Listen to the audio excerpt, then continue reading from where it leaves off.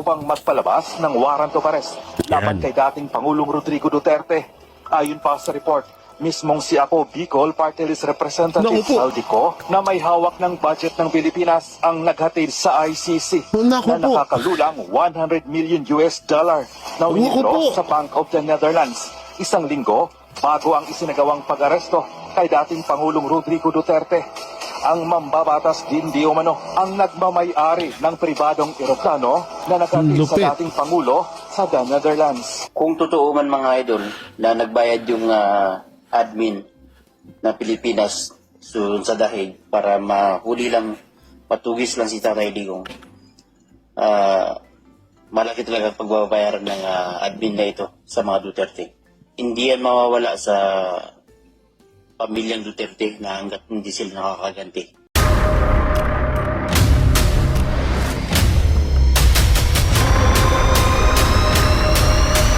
Bago tayo mag-umpisa, baka pwede nyong i-like ang video na to.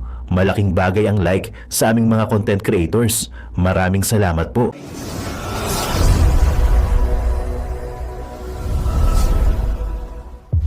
Isa lang naman, what if lang naman na magpapaalam kayo kunwari. Tapos sasabihin nyo na agad, halimbawa set up na ganun. Sasabihin nyo na, oy ICC, kunwari magpapaalam kami sa'yo. Pero ikaw ICC, syempre hindi ka papayag. Para mailabas namin sa mga balita na hindi kayo pumayag, so anong magagawa namin? Mamaya, may sasabihin ako sa panaginip ko. Sige, tuloy natin, balik natin sa umpisa. Ay sa ICC, kung pwede pumunta ang consul natin para makapag-oath siya. Kasi kailangan mag-oath siya to assume office eh. So, in his absence, the Vice Mayor will be there. Pero ang number one concern namin makapag-oath siya as Mayor. Pero ang tanong, maaari ba siyang magtrabaho mula sa detention center sa the Netherlands? Ayon kay Remulla, hindi. Kailangan at physically present ka eh. So in his incapacity na hindi niya kayang magsilbi, ang Vice Mayor muna. Kaya pagdating ng June 30, ang anak daw niyang si Sebastian Duterte na nahalal na Vice Mayor ang tatayong alkalde. Umalis naman kanina si Vice President Sara Duterte pa Qatar at para bisitahin ang ama sa the Netherlands ayon sa inilabas na impormasyon ng kanyang tanggapan. Sana nga ganun ang gawin ni Remulla, kaso iba yung nasa panaginip ko kasi. Medyo kinakabahan ako eh. May isang matinding plano eh. So, babaya, sige, tapusin muna natin to. June 4, nasahang babalik ng bansa ang Vice-Presidente. Ibig sabihin, wala siya sa bansa sa pagsisimula ng paggulong ng kanyang impeachment proceedings. Sa June 2 kasi nakatakdang basahin ng impeachment charges laban sa Vice. At sa June 3 ay mag-i-issue ng summons at ilang relevant orders sa pag-convene ng Senado bilang impeachment court. Ayon sa isang constitutional law expert, hindi obligado ang Vice na dumalo sa mismong trial. Pwede ho namang i-represent siya ng kanyang mga abogado. Doon din ho sa rules ng impeachment, hindi naman kinakailangan nandun siya. Kasi nga, kung hindi naman siya yung witness o tinatanong, hindi niya kailangan. Of course, kung gusto naman niya, hindi naman siya pwedeng pagbawalan. Para sa GMA Integrated News, Darlene. Ito papakinggan natin. Ito. Alam nyo ba, no? Kasan yan? Ang ganda dun sa mismong yan. No, ito yung panaginip ko. Naginip ako sobra, gabi. Itong, 'di ba? Alam naman natin na nasa Netherlands, nasa ICC si Pangulong Rodrigo Roa Duterte. Parang narinig nyo naman na ipagpapaalam pa ng Pilipinas, ng DILG, ng COMELEC na kung pwede bang manumpa etong si Pangulong Duterte doon sa Netherlands para magampanan niya ang kanyang trabaho bilang mayor sa Davao. Ngayon eto, nanaginip ako. Ang lala nung panaginip ko. Alam niyo ba na merong pinaplano ang mga anti-Duterte mapatungkol sa Davao. So, dalawa yan. Marami silang pinaplano doon. Pero dito muna tayo sa pagiging mayor ni Pangulong Rodrigo Roa Duterte. Doon sa panaginip ko, ang mangyayari, gagawan nila ng issue na naman si Mayor Basti Duterte para ma-impeach or masuspinde bilang Vice Mayor ng tawag dito ng Davao City. At ngayon, yung mga kalaban ni Pangulong Rodrigo Roa Duterte at ng mga Duterte nung nakaraang eleksyon, di ko alam kung sino kasi syempre minsan panaginip malabo eh. Malabo eh. Boom! Alright guys, magandang araw sa inyo. It's me again, Boy Sardinas, isa sa membro ng Banateros Vloggers. So ayan, nakita nyo po ang preview pa lang, napakalupit na. Nagtatanong ka kung magkano ang 100 million US dollars. I-compute mo dyan, magkano ba yan? Yon, na-compute mo, magkano? Malit lang naman na halaga yan mga kababayan. So okay, reaction tayo. So kung gusto nyo pang panoorin yung full video, panoorin nyo. Pero syempre, reaction tayo. Ikukwento ko sa inyo ang laman ng video, pero hindi ko ito kukumpletuhin kasi may panaginip si Tol J. Guevara. Kayo na ang manood doon. So panaginip niya, nabitin ba kayo? O, ngayon, umabot kayo sa pagsasalita ni Boy Sardina. So ito, reaction natin to. So mga kababayan, nung pala yung grabing yung 100 million US dollars, no? Para mapadala si Tatay Digong o makidnap at madala sa The Hague sa ICC. Diyos ko, biruin nyo, no? Ito yung kinakatakutan ng admin ni BBM, no? Wala lulusot talaga yung mga ganyang mga issue. Abay tayo nagre-reaction lang about sa mga lumalabas na issue, mga babayan. So ito pala umano, itong 100 million US dollars ay ginamit na pangbayad sa ICC. Alaka, Diyos ko, ano ba yan? Grabe, napakamahal pala ng ulo ni Tatay Digong, no? Alaka, 100 million US dollars. Maliit na halaga lang yan kay BBM.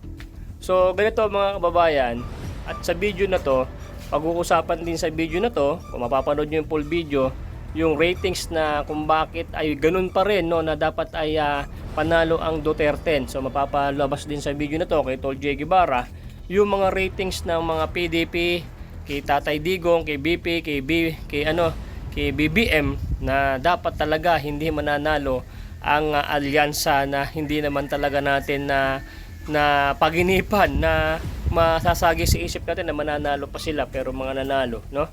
Okay, pero dito sa ating reaction video, ito yung pinaka main topic natin, yung 100 million, no? Diyos ko.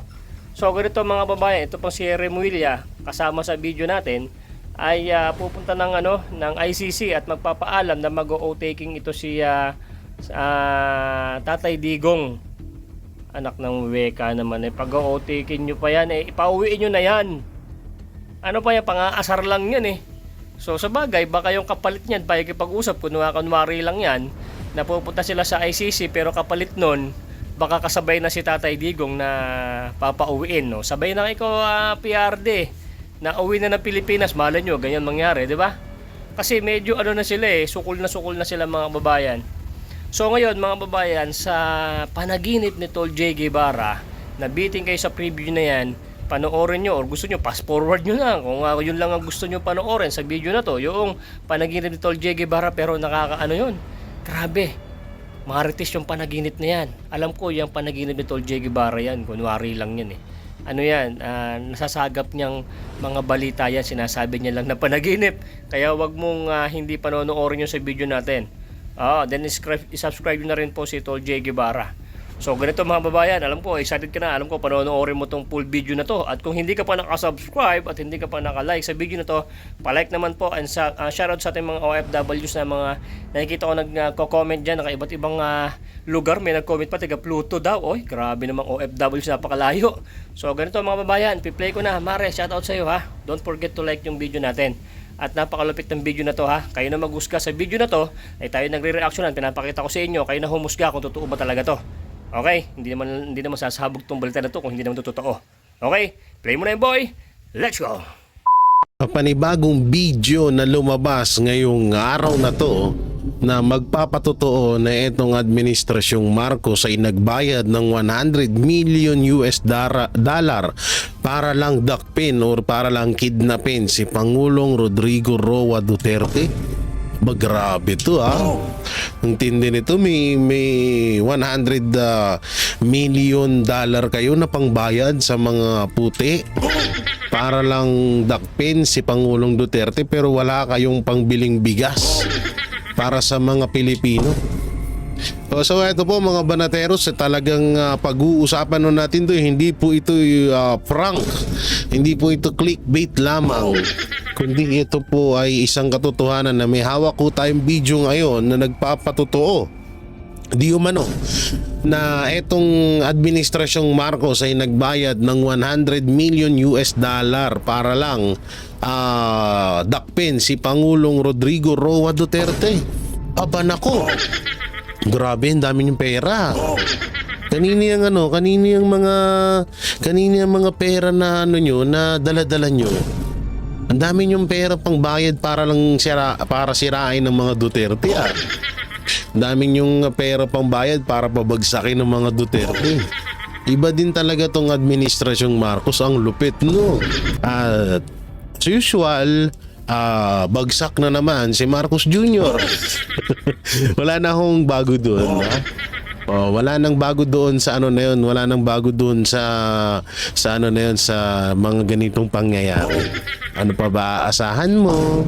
Ikaw ba naman wala awenta na presidente. Kaya ano pa ba asahan mo? Di nga bells, diba? So dito nga grabe, hanggang ngayon po talaga mahal na mahal at gusto ng taong bayan etong si Pangulong Rodrigo Roa Duterte.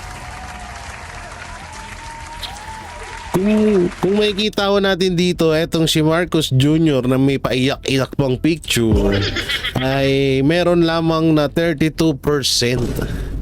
At si Vice President Sara Duterte merong 50%. At syempre si former President Rodrigo Roa Duterte na nasa Netherlands dahil sa kagagawan ni Marcos Jr. ay meron pong 63%. Yan trust ratings po yan. Tsaka eto po, hindi po ito fake news kasi Pulse Asia po yan. Pulse Asia to. Pulse Asia so kung pagsasamahin mo pa 63 plus 50, so 113 ho lahat ang trust ratings ng mga Duterte.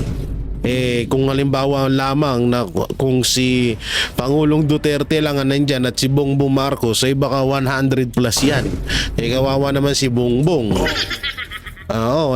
Sinusuka ka na ng mga kababayan mo, Bongbong. Minsan alis-alis din. Dapat nakikiramdam ka din. Hindi porket alam naming makapalang peslak mo, mananatili ka pa rin dyan sa gobyerno.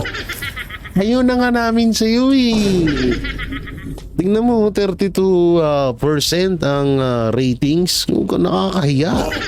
It's yucky. Grabe. Ito sa pa, meron ba tayong nakita dito? Saan na yun? Uy! Yan ang mga 2028 presidential, preferential survey. Oo. Pasensya na dun sa natutulog. Medyo maingay tayo dito. Oo. Nandito nga eto others 1%. Sino tong others na to? Sino kaya yung mga others na yun? Meron din dito si Senator Robin Padilla na meron 3%. Si Senator Chis Escudero na merong 3%. As usual naman, si Tambaluslos or si Martin Romualdez na merong 6%. Undecided 11%. At eto si Rapi Tulfo na merong 11%. Si Senator Bongo na merong 15%. At si Leni Robredo na merong 21%. At syempre, ang nangunguna sa lahat, walang iba kundi si Vice President Sara Duterte na meron lamang na 29%.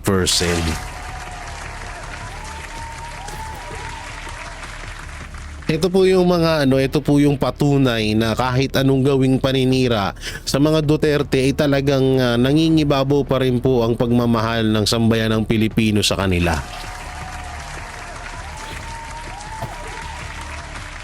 At dito no, alam naman na natin na dalawa ho ang magiging kalaban.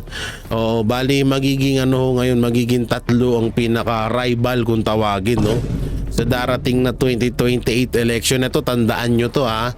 Tandaan nyo po itong mga sasabihin natin. Ay hindi pala, bali apat pala sila. Apat pala sila. So anuin natin yan. Tawag dito, ating babalasahin yan dito. May whiteheads ako, hindi ko makuha. Siyempre, alam naman na natin na ang mga tulpo ay talagang hangarin niya naman, hindi naman lahat. Pero ito si Rapi Tulpo ay baka maging tandem ito ni Tambaluslos. Baka si Rapi Tulpo ang maging president or kaya pwede rin si Romualdez. Alam naman na natin na matagal niya nang pinapangarap yan.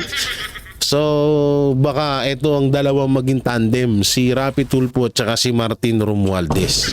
Hindi lang natin alam kung sino yung presidente tsaka vice president. Pero kung ako tatanungin, siguro baka ang tumakbong presidente dyan ay etong si Speaker Martin Romualdez. Kung hawak mo ba naman ng Comelec, di talagang sureball ka na. At syempre, Leni Robredo at saka si Bam Aquino. So nakikita natin dyan na baka si Leni or baka si Bam Aquino po ang magpresidente at vice president naman. Kaso hindi na pala pwede. President pala si Leni tapos vice president si Bam Aquino, baka ganun. At syempre yung isa sa mga alam nyo, mga ilang days na lang may mababalitaan tayo na big news dito sa taong to. Yung maagang nagpakilala. Walang iba kundi si Risa Anlivirus. At kaso sino kaya magiging nito? Sino magiging vice president niya? Si Kiko na naman. Bagay, tatlo ang pwedeng pagpilian na vice president kay Risa Anlivirus. Si Chel Jokno, si Laila de Lima. Sige. Hindi, wait lang. Lima. Sorry. 5 ang pwedeng maging vice president ni Risa Ontiveros, mga kaibigan. Walang iba kundi si Trillanes, Larry Gadon, si Chel Jokno, si Laila de Lima, at syempre si Kiko the Dahon King. Yan ang pwedeng maging katandem ni Risa Anlivirus. At syempre, ang ating pambato, syempre, Vice President Sara Duterte for President at for Vice President Senator Bongo. Dito naman sa Duterte side na maaring pwedeng maging magtandem at bagay at talagang mas may maitutulong sa bansa natin, marami din pwedeng pagpilian, no? Pwedeng Duterte, pwedeng si BP Sara Duterte ang tumakbo bilang president at si former President Rodrigo Roa Duterte naman ang maging vice president niya. So napakagandang tandem mo niyan. Pwede din naman na etong si Vice President Sara Duterte at ang kanyang Vice President ay si Senator Bongo. So napakaganda ring tandem po niyan. Pwede rin naman po si Vice President Sara Duterte ang presidente at si Pastor Apollo Siki Boloy ang kanyang Vice President. Mas lalong napakagandang tandem po niyan. At eto pa, meron pa. Duterte pa rin, no? Mayor Basti Duterte ang magiging Vice President ni BP Sara Duterte sa darating na 2028 election. Alam nyo, napakadami pa natin na pwedeng pagpilian na pwedeng maitandem kay Vice President Sara Duterte. Kaso nanaginip ako. Itong hirap sa panaginip ko pag nananaginip ako. Hindi ako, alam niyo na medyo natatakot ako sa mga panaginip ko. Na etong si Vice President Sara Duterte, kapag tumakbo sa 2028 presidential election, ang magiging Vice President niya ay si Amy Marcos.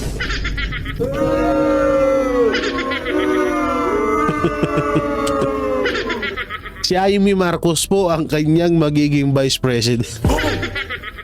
Sana naman, Vice. Sana naman, BP Sara, matauhan ka na. Sana okay na yan. Sige, hanggang Senator. Huwag mo nang paabutin na Vice President. Alalahanin mo, binudol ka na ng kapatid niya. Kung hindi dahil sa mga yan, wala yung tatay mo ngayon sa Netherlands. Ang dami mong pwedeng pagpilian yan. Nandyan yung kapatid mo. Nandyan yung tatay mo. Nandyan yung si Pastor. Nandyan din si Senator Bongo na pwedeng maging Vice President mo. Wag naman si Lenny. Wag naman si Amy. Kami na nagmamakaawa sa'yo, Vice. Parang awa mo na. Parang awa mo na, Vice, ano ha? Hindi deserve ni Amy Marcos maging Vice President. Kung ngayon nga lang na senator siya, hindi tinotolerate niya ang pagiging adik ng kapatid niya. What if pa pag naging Vice President yan? Yari tayo. Si Chis Escudero, hindi ko pa nakikitaan ng pagiging Vice President. Wala pa. At ganun din kay Senator Robin Padilla, wala pa din, siguro masyado pang maaga at medyo kasi nung mga nakaraan, baka sabihin nyo, Jay, bakit hindi mo isinasali si Senator Bato at Senator Robin Padilla? Etong si Senator Robin Padilla at Bato, mga kaibigan ho namin to, no? Malapit po, hindi naman sobrang lapit, pero lagi ho namin nakakasama ho ito sa mga, alam niyo na yung mga jamming. Joke lang. Pero malapit po sa Banateros itong mga to. Pero medyo medyo nakukulangan na ako kay Senator Bato at kay Senator Robin. Medyo naging medyo naging malambot kamakailan lang sa mga nangyaring hearing. So kasi ang isang leader at ang pangalawang leader, hindi mo kasi kailangan dyan ng emosyon. Hindi ka dapat nagpapatalo sa emosyon mo. Kailangan buo ang loob mo, buo talagang hindi ka kayang tinagin ng kahit sino man. Katulad ng nakita natin kay Pangulong Rodrigo Roa Duterte, dapat ganun ang iyong pananaw bilang isang pangalawa at unang pinuno ng bansang Pilipinas, no?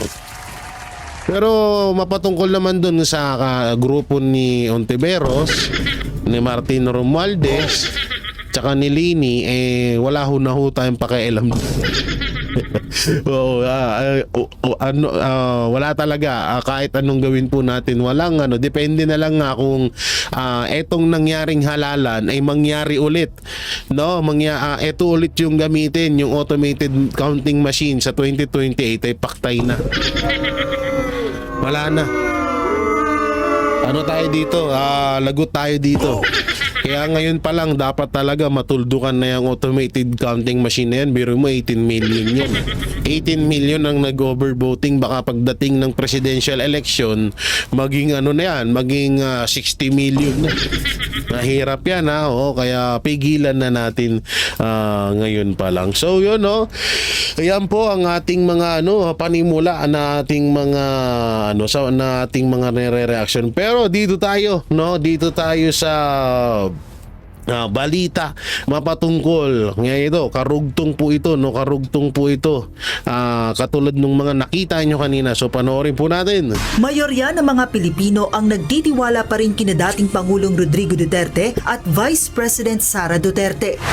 Base sa resulta ng latest Pulse Asia Survey, lumabas na nakakuha ng 63% trust ratings si dating Pangulong Rodrigo Duterte, habang 50% naman ang nakuha ni Vice President Sara Duterte. Pinakamataas na trust ratings ng mag-amang Duterte ay nanggaling sa Mindanao na parehong umabot sa 97%. Samantala, 32% naman ang nakuha. Wait lang, tignan natin yung NCR. Ang NCR po ay meron pong 57%. Yan ito bibilangin natin Former President Rodrigo Roa Duterte, NCR 57%. Luzon is 46%. Visayas is 64%. at Mindanao na meron pong 97%. Grabe yun. Nanggigigil na naman si Lisa nito. Nanglilisik na naman ng mata ni Martin Romualdez dito. Sabi nila, ano ba gagawin natin para mapabagsak ang mga Duterte? Nauubos na yung pera na ninanakaw na natin. Nauubos na yung budget. Ba't hindi sila mapamagsak-magsak? Grabing trust ratings to. Samantalang eto kay Vice President Sara Duterte, meron pong 42% NCR. Meron din pong 29% sa Luzon, meron 46% sa Visayas at 97 po sa Mindanao. So tayo po sila ang mag-amang Duterte pagdating sa Mindanao. At andito naman po kay President Ferdinand Bongbong Marcos the Dipid. Kapanood niyo guys, alam niyo tawag-tawa ako sa Dipid eh. Dip-dip pala, dip-dip. Dip-dip. Hindi, siya talaga nag-compose nung kanta ni Willie Rebillame eh. So eto, babasahin pa ba natin? Huwag na siguro natin basahin. Babasahin ba natin? Wag na siguro natin basahin to. So sige, pagbigyan natin. Ito Oy, mga pulangaw. Mga tanso vlogger, ito, pakinggan nyo. 42% ang ratings ni Marcos Jr. pagdating sa NCR. Pagdating naman sa Luzon ay meron siyang 41%. Pagdating sa Visayas, meron siyang 38%. Ito pinakamalupit. Tayo lang percent pa kayo. Hindi kayo nahiya dito. Ito, mga pulangaw, mga supporters ni Marcos nga ba dyan? Sa Mindanao po ay meron pong 3% si Bongbong Marcos. Ay nako. Kawawang nila lang 3% Mindanao. Tapos pagdating ng 2028 panalo bata niya. Patay tayo dyan. Tuloy natin. Samantala, 32% naman ang nakuhang trust ratings ni Pangulong Ferdinand Marcos Jr. Sa kaparehong survey, lumabas rin na maraming Pilipino ang hindi sang-ayon sa ginawang pag-aresto kay dating Pangulong Rodrigo Duterte.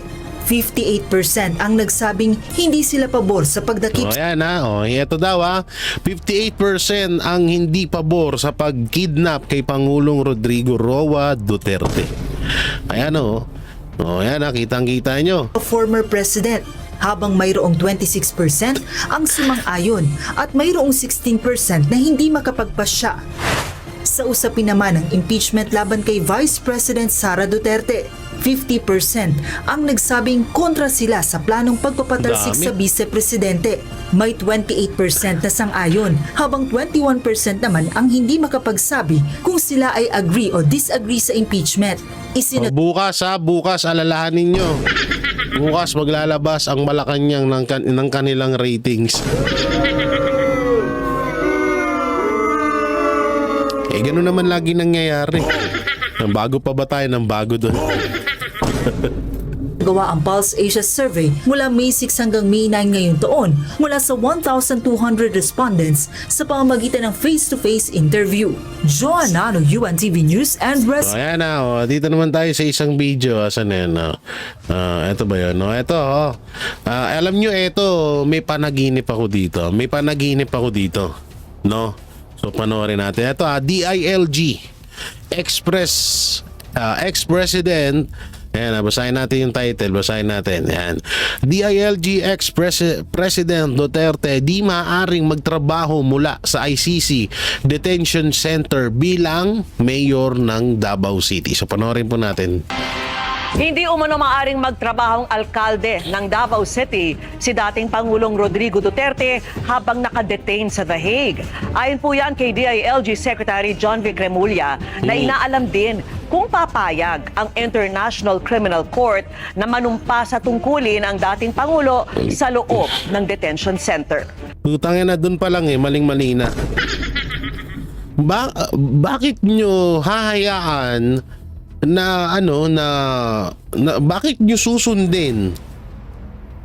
Halimbawa, sige, sabihin na natin yung ICC ayaw nila na pasumpain si Pangulong Duterte. So bakit papayagan natin dito sa Pinas? Ano ibig sabihin nito? Kontrolado tayo ng ICC? Isipin nyo maigi yun. Kung ayaw ng ICC na pasumpain si Pangulong Rodrigo Roa Duterte sa ICC, ba't natin susundin yun? Pwede iproklama natin siya dito sa Pilipinas na mayor at binoto naman siya ng taong bayan, di ba? Yun yung ganun dapat. Eto napakaliwanag nito na talagang kinokontrol na tayo ng ICC. Talagang obvious na. Kasi isipin nyo maigi.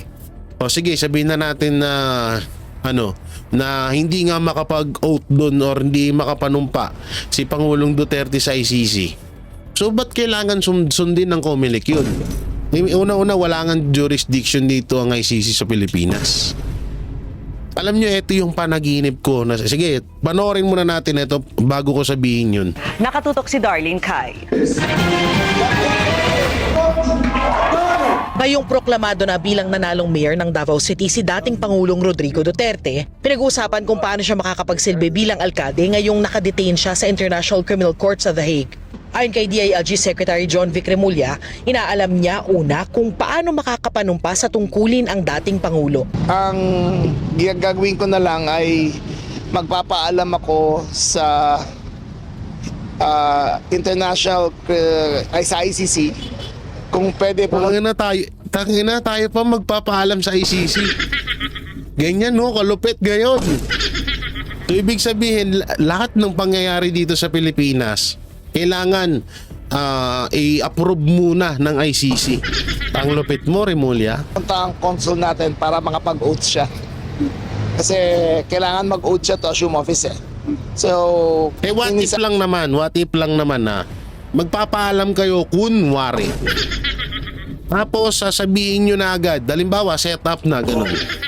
Sasabihin nyo na, oy ICC, kunwari magpapaalam kami sa'yo. Pero ikaw ICC, syempre hindi ka papayag. Para mailabas namin sa mga balita na hindi kayo pumayag. So anong magagawa namin?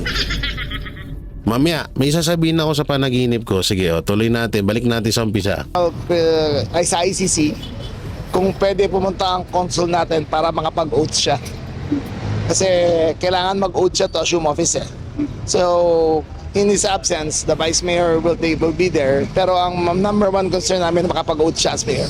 Pero ang tanong, maaari ba siyang magtrabaho mula sa detention center sa the Netherlands? Ayon kay Remulla, hindi. Kailangan at physically present kayo. So in incapacity na hindi niya kayang magsilbi, ang Vice Mayor muna. Kaya pagdating ng June 30, ang anak daw niyang si Sebastian Duterte na nahalal na Vice Mayor ang tatayong alkalde. Umalis naman kanina si Vice President Sara Duterte pa Qatar at para bisitahin ang ama sa the Netherlands ayon sa inilabas na impormasyon ng kanyang tanggapan. Sana nga ganun ang gawin ni Remulla kaso iba yung nasa panaginip ko kasi. Medyo kinakabahan ako May isang matinding plano So, sige, tapusin muna natin to. June 4, nasahang babalik ng bansa ang Vice-Presidente. Ibig sabihin, wala siya sa bansa sa pagsisimula ng paggulong ng kanyang impeachment proceedings. Sa June 2 kasi nakatakdang basahin ng impeachment charges laban sa Vice. At sa June 3 ay mag-i-issue ng summons at ilang relevant orders sa pag-convene ng Senado bilang impeachment court. Ayon sa isang constitutional law expert, hindi obligado ang Vice na dumalo sa mismong trial. Pwede ho namang i-represent siya ng kanyang mga abogado. Doon din ho sa rules ng impeachment, hindi naman kinakailangan nandun siya. Kasi nga, kung hindi naman siya yung witness o tinatanong, hindi niya kailangan. Of course, kung gusto naman niya, hindi naman siya pwedeng pagbawalan. Para sa GMA Integrated News, Darlene Ito ito, papakinggan natin. Ito. Alam nyo ba, no? Asan yan? Ang ganda dun sa mismong yan. No, ito, no? Ito yung panaginip ko. Naginip ako sobra, gabi. Itong, di ba, alam naman natin na nasa Netherlands, nasa ICC si Pangulong Rodrigo Roa Duterte. Parang narinig nyo naman na ipagpapaalam pa ng Pilipinas, ng DILG, ng COMELEC na kung pwede bang manumpa etong si Pangulong Duterte doon sa Netherlands para magampanan niya ang kanyang trabaho bilang mayor sa Davao. Ngayon eto, nanaginip ako. Ang lala nung panaginip ko. Alam nyo ba na merong pinaplano ang mga anti-Duterte mapatungkol sa Davao. So, dalawa yan. Marami silang pinaplano doon. Pero dito muna tayo sa pagiging mayor ni Pangulong Rodrigo Roa Duterte. Doon sa panaginip ko, ang mangyayari, gagawan nila ng issue na naman si Mayor Basti Duterte para ma-impeach or masuspinde bilang vice mayor ng tawag dito ng Davao City. At ngayon, yung mga kalaban ni Pangulong Rodrigo Roa Duterte at ng mga Duterte nung nakaraang eleksyon, hindi ko alam kung sino kasi syempre minsan panaginip malabo walang masyadong detalye na toto na todo, di ba? Hindi ko lang alam kung sino sa mga kalaban ng mga Duterte nung nangyari nung nakaraang halalan na yun daw ang ipoproklamang mayor at vice mayor diyan sa Davao. Sa kagustuhan daw po yan ng mag-asawang Marcos. So, hindi ko po alam kung sino po yung mag-asawang Marcos na yun. Pwede rin naman si Imelda tsaka si Marcos Sr. Pwede rin naman si Amy Marcos tsaka asawa niya. Pwede rin naman si Lisa tsaka si Bongbong. Pero yung ihahalal, parang medyo magulo yung panaginip ko pero ang gagawing dahilan yung hindi magampan ng trabaho ni Pangulong Duterte bilang mayor, gagawin daw dahilan yun para hindi siya matuloy bilang mayor ng Davao. At yung kalaban ni Pangulong Duterte, yun ang ipapalit, ang ihahalal ng COMELEC dyan sa Davao. Sana hindi ho yung magkatotoo. Panaginip lang ho yun, ha? Pero medyo nakakakaba. Kasi alam naman ho natin na napakaganda ng pamamalakad ng mga Duterte diyan sa Davao. So kung mangyayari man yan, medyo nakakakaba talaga yan. Dahil alam nyo naman na hindi natin kabisado kung sino yung ihahalal na yun. Pero ewan ko lang kung nasa batas ba yun. Alam naman natin na lahat ng batas ngayon kayang baliin na ng administrasyong Marcos. So yan lamang yung aking yan lamang yung aking today. And again, the president said make it more friendly to commuters and to pedestrians. So I think salita ka ng salita, hindi naman ito pinag-isasalitang yudipunggol ka. So dito na tayo, no? Dito may papakita akong dalawang video. Unang video yung sa interview ni Marcos Jr. at kay Katunying. Alam ko napanood nyo na yung iba rito, pero may isang scene. Ano yung movie? Scene? May isang parte dun sa video na talagang mabubuisit ka. Ito, panoorin natin. Okay, tatanungin ko po kayo. Nilaunch niyo po yung 20 pesos na bigas bago mag-eleksyon.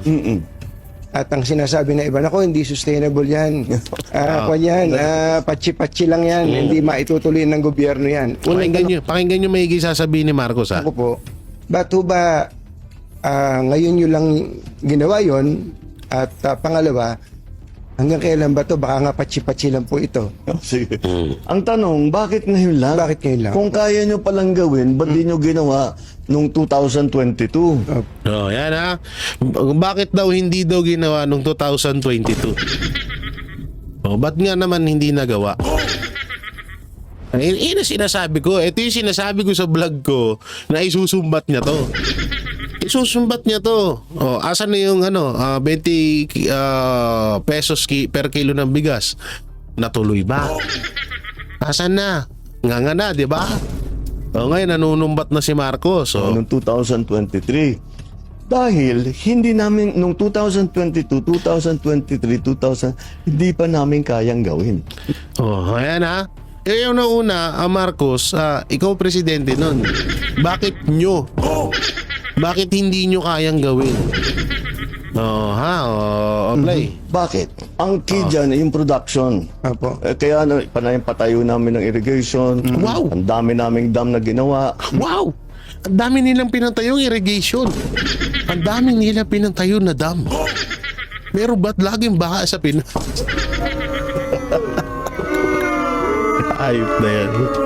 Ang lapit mo, Marcos. Tangina. Ulitin natin. Ang ganda pa yung ganda. Ang gawin. Bakit? Ang key dyan, yung production. Apo. Kaya patayo namin ng irrigation. Wow! Panay patayo. Ang dami naming dam na ginawa. Wow! Ang daming dam na ginawa.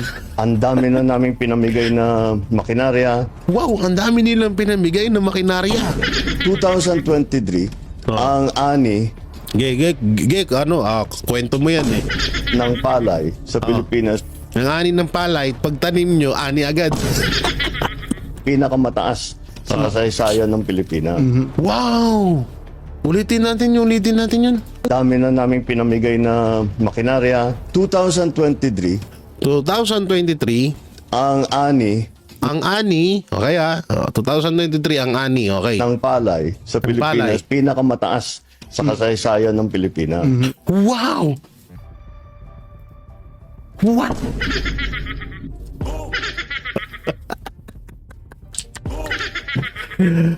Narinig nyo yun 2023, yan daw ang pinakamalakas na ani ng palay sa kasaysayan ng Pilipinas. Ang galing. Palakpakan natin si Marcos. Kwento niya yan eh.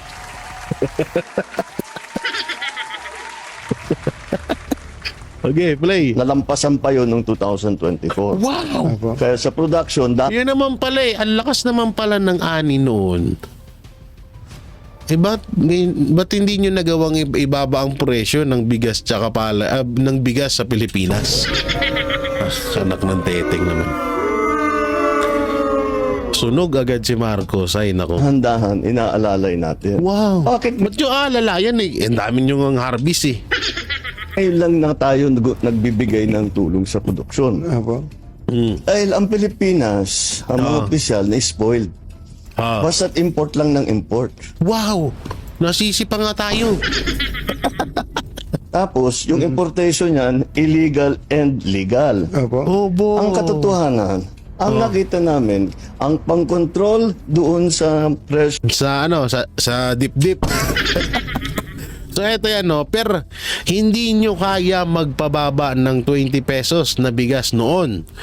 Pero kaya nyo 150 per signature nagbayad ng eroplano to The Hague.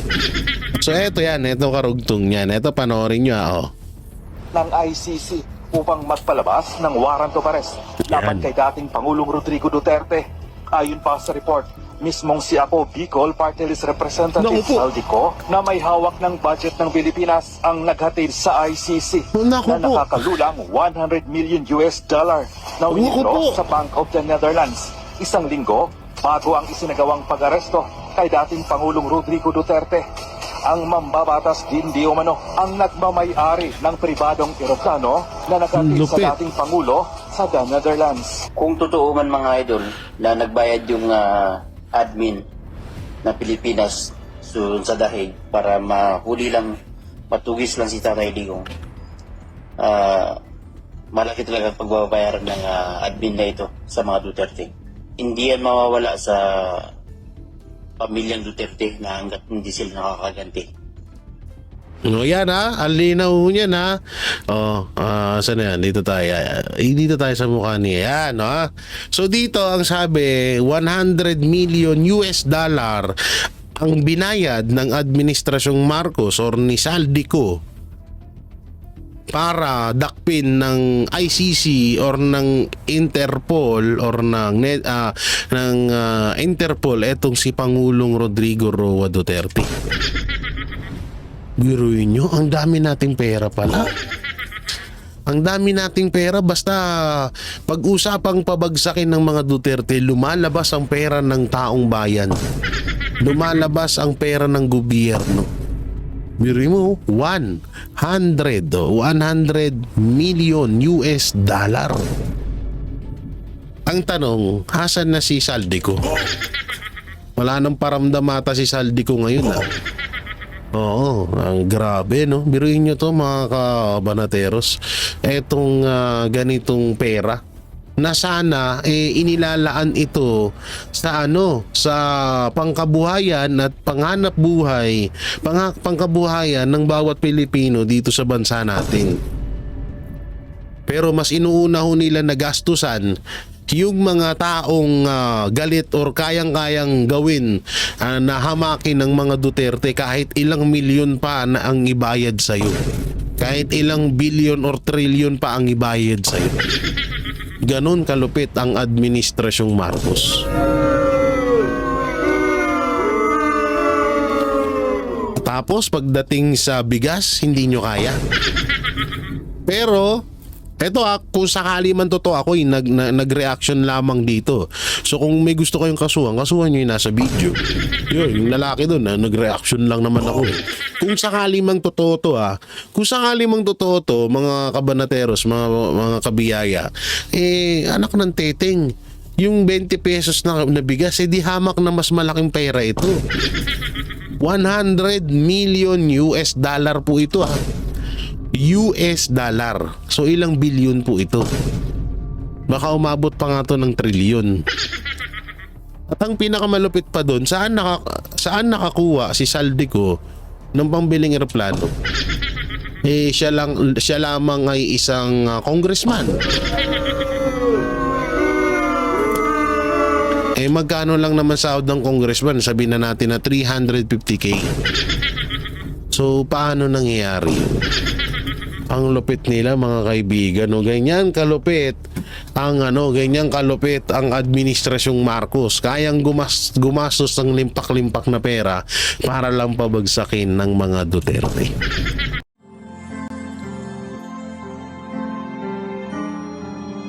Ano yung melody ng song? Ang bayan ko'y pinagpala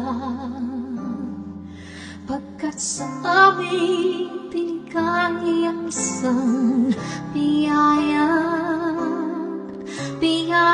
na mag-ahon sa hirap at dilim ng kahapon at sa bawat Pilipino'y magtatanggol sa bayan ko dati laganap pang-api at tusa sa aming mga mahihirap. Ngunit ikaw ay dumating, sagot sa aming mga dalangin. Muli kaming babangon, mabuhay ka na kay Digong. Ama, maraming salamat. Aming mga mata'y minuhulat, gawain ng masasamay iyong isiniwalat. Ikaw lang ang pag-asa naming lahat.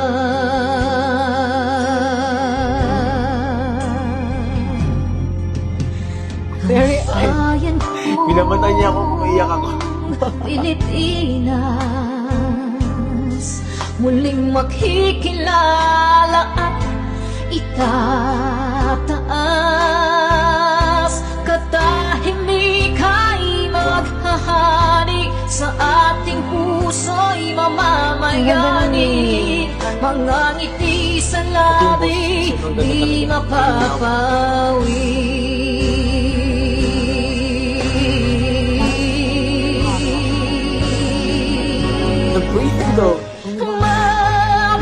Mabuhay ka, Tatay Digong, maraming salamat. Ang malasakit sa Pilipino ay walang kasing tapat. Ika'y paglalaban ng iyong mga anak. Tunay kang biyaya sa bansang Pilipinas.